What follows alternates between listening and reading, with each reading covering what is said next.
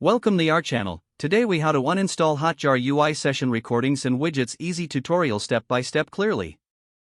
To uninstall Hotjar UI session recordings and widgets, begin by logging into your Hotjar account.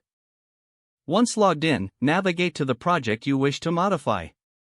Look for the Settings option, usually located in the left sidebar. Click on Settings to access your project's settings menu. Scroll down to find the Integrations section. In the Integrations section, locate the Hotjar install area. You will see an option to disable or remove the tracking code. Click on the Disable button to stop recording session data. Next, navigate back to your website's code or content management system. Locate the Hotjar tracking code snippet in your website's. Remove the Hotjar tracking code snippet from your website.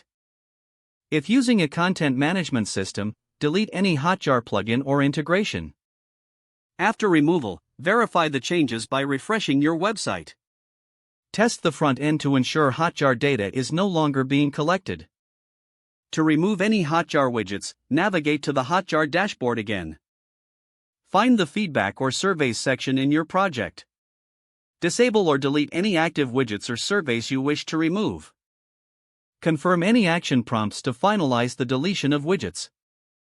Finally, check your website one last time to confirm all Hotjar elements have been successfully uninstalled. You have now completed the uninstallation of Hotjar UI session recordings and widgets.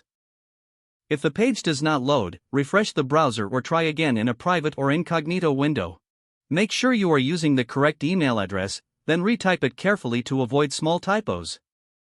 If your password is not accepted, use the reset option and create a new strong password you can remember.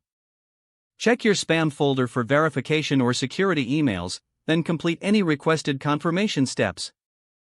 Enable two-factor authentication if available to improve account security and reduce unauthorized access risk. After signing in, review your profile details so your contact information and settings are accurate and current. If you see an error message, note it down and try again after restarting your device and internet connection.